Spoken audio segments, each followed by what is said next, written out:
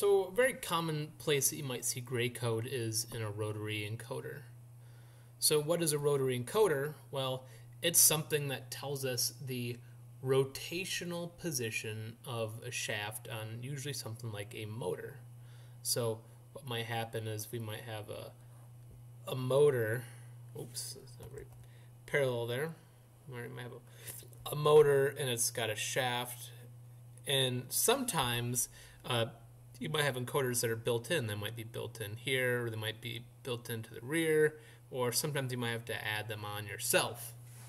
And so in kind of a very simple understanding of it, you can think of a transparent disc that rotates, and then the body stays fixed. And the body has, we'll say it has an LED, right, light emitting diode that's pushing out light. And then we might have, think of this as three-dimensional, so the LED is actually right here on top, and then underneath we have some sort of phototransistor. So it, right, some sort of phototransistor that receives light. And so we're saying for our encoder here, if it's a 0, it's transparent. If it's a 1, it's opaque, meaning that light can't go through and the sensor won't turn on. So it's kind of flipped around, of whatever. It's still kind of the same concept. So we might have one of these for each ring or each sector here. And so they would be in a straight line. And our discs have patterns printed on them, right? So here, this is just regular binary, where this is our least significant bit and this is our most significant bit. So we've got 0, 0, 0, 1, 1, 0, 1, 1. This is regular binary. And as this rotates, right, this is rotating clockwise, or we're saying maybe this one's kind of more designed to go counterclockwise. Either way, doesn't matter. So we would see the sequence 0, 0, 0, 1, 1, 0, 1, 1 as it rotates. Now, typically these sensors are going to sample very quickly, and there's these very kind of finicky situations that you think wouldn't happen, but they definitely do happen on our fringes, right? So really, let's look at this fringe right here, right? The case right in between. So there are sometimes some cases where you sample this sensor and it's on this side, and then it rotates just a little bit, just enough that when you sample the next sensor, we see this side.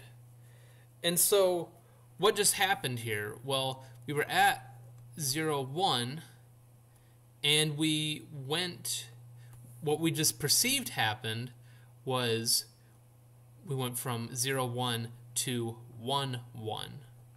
So we think that this just went a quarter of a turn when, right, I guess we could say whole half turn, really.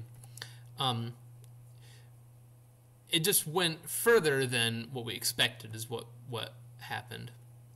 And, right, because what we really expected was 0, 1 to 1, 0. We expected to catch that next one in there. And that's what physically did happen. And then the next time we sampled, right, the next time, it would be, 1, 0. That's what we would have happen in our air state here, kind of. So we would see it, we'd almost perceive that it was jittering, right? It was here, then here, then here, when it's really a nice clean motion. So that's why we don't use this, right? We don't use this system for rotary encoders. We use gray code. So let's draw another encoder here. All right, so it's going to be a circle, and we're going to have a little center, and we're going to divide this up. So this is kind of, I guess you could say, a low resolution encoder in that it only has 4 sectors, and we can have like 8 bits encoders that give you very fine resolution of where you might be at. But 2-bit encoders actually aren't that uncommon. So what do we want to do here? Well, we're gonna assign. Well, here, let's color things in here. So we're gonna have 0, 0. Then we're gonna have 0, 1. And then we're gonna have 1, 1. And then 1, 0. So let's label that here. So we've got 0, 0, 0, 1, 1, 1, 1, 0. That's our pattern there. Now, so our device knows that we're counting in gray code, right? That's what we're going to take into account when we make our measurements. Let's look at the same exact scenario here.